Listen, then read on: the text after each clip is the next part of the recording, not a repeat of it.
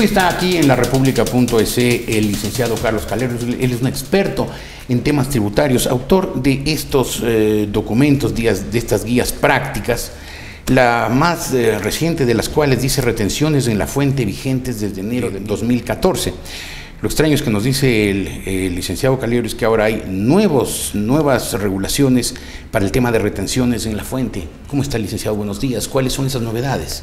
Gracias, muy amable, buenos días. La resolución está tomada el día 30 de septiembre del 2014, publicada en el registro oficial del tercer suplemento del día 2 de octubre del 2014, en el cual se establece que las retenciones en la fuente cambian los porcentajes del impuesto a la renta. En este caso, las retenciones en la fuente por honorarios, por cuestiones de imagen, de renombre, de marca, a las sociedades y a las personas naturales que se les retenía el 2% del impuesto a la renta, la retención en la fuente pasa a ser del 10% del impuesto a la renta. ¿Concretamente a quiénes? ¿A quiénes hacen qué? Por ejemplo, un ejemplo sencillo tal vez de ubicarnos para la ciudadanía, Jefferson Pérez es marca del Banco del Pichincha. ¿Sí? Entonces, si Jefferson Pérez factura por cuestiones de imagen al Banco del Pichincha, el Banco del Pichincha le tendría que hacer la retención en la fuente del 10% del impuesto a la renta, sea que él facture como una persona natural o sea que él facture como una empresa, como una sociedad. La retención en la fuente acaba de subir al 10% del impuesto a la renta. ¿Y este cambio, además de Jefferson Pérez, afecta a quiénes? Deme otros ejemplos. Otros ejemplos, deportistas, alguien decía, por ejemplo, Ener Valencia, futbolistas. El momento que hacen, por ejemplo, publicidad. La publicidad, porque están prestando su nombre, su imagen para cuestiones de marcas. ¿Sí? Ese rato el arquero de la selección, por ejemplo, que sabe salir en comerciales, ¿de acuerdo? Entonces a él le van a tener que retener el 10% del impuesto a la renta. ¿Y qué importancia tiene esta reforma? Bueno, para el Estado yo no creo que vaya a haber muchos recursos que se vayan a recaudar, porque no es mucha gente la que presta su nombre para cuestiones de imagen y de marca.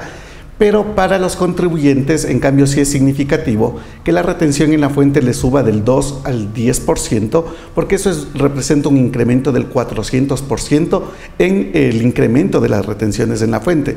Y ese 400% adicional de retención en la fuente que le van a hacer, obviamente le va a restar liquidez a ese negocio.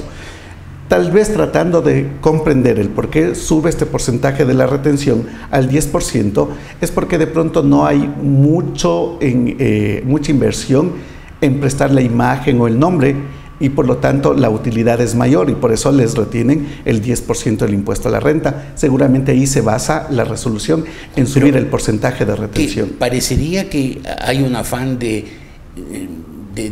desalentar la prestación de nombres de figuras públicas conocidas para promocionar marcas. Claro, porque aparentemente es como una dedicatoria, ¿cierto? Usted presta su nombre, su marca y le vamos a retener ya no el 2%, sino el 10% del impuesto a la renta.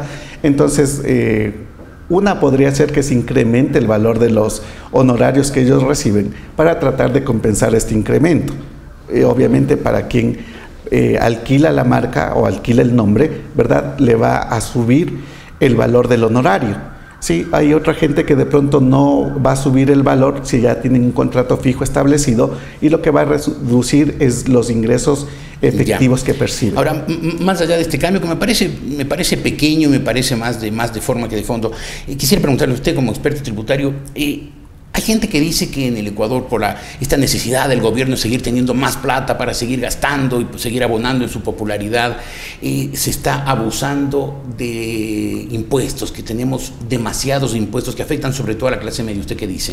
Mire, en el país se recauda mucho impuesto en la actualidad, pero por desconocimiento, por ignorancia de los contribuyentes.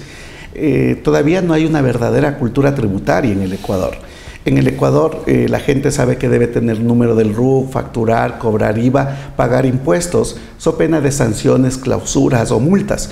¿sí? Pero tener una verdadera cultura tributaria sería que también los contribuyentes sepamos sobre exoneraciones, deducciones y usos de créditos tributarios que, estando contemplado en la Ley Orgánica de Régimen Tributario Interno, es un mecanismo legal por el cual se puede optimizar el pago de los impuestos. O sea, lo que usted me está diciendo es que pagamos más de lo que debemos porque no sabemos a qué exoneraciones acogernos. Así es. Sí, en el país... Y estamos hablando de cantidades significativas. De cantidades muy significativas. Mire, yo tengo un caso que está en mis manos de un contribuyente de la ciudad, de la provincia de Manabí, en donde le glosan $1.852.000 por concepto de impuesto a las herencias, porque este señor, la esposa fallece y ellos no tenían hijos y pasa a ser heredero universal de los bienes y por lo tanto debió haber pagado el impuesto a la renta sobre las herencias.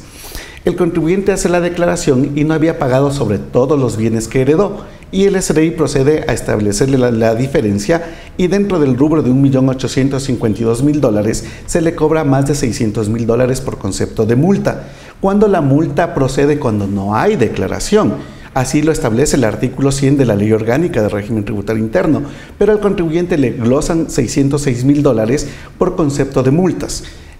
Sí, pero me está hablando de un caso y me está hablando de cantidades que no todos los ecuatorianos manejamos. Pero eso por ponerle un ejemplo en grande. Pero usted me dice, el contribuyente común, el que tiene un salario generalmente modesto, ¿podría pagar menos si es que manejara mejor el tema de exoneraciones? Eso es seguro. Exoneraciones, deducciones, créditos tributarios. No solamente quien hereda una cantidad de dólares. Fuerte, sí. Pero teníamos el día martes, justo acá en Quito, en un seminario de facturación electrónica que estamos dando, donde un contribuyente me dice, ¿sabe qué? Hagamos la retención en la fuente sobre esta factura que venimos haciendo la compra. Era $21, ¿sí? Cuando había comprado pan, queso, embutidos, había comprado jugos. Lo que sea, sí, $21. Ya llegaba a $21 y sobre los $21 le cobraban el 12% del IVA. Cuando el pan, ¿sí? Los embutidos y el queso estaban con tarifa cero, pero él solo por el hecho de exigir la factura en la tienda de la esquina del barrio le habían cobrado el 12% del IVA sobre el valor total.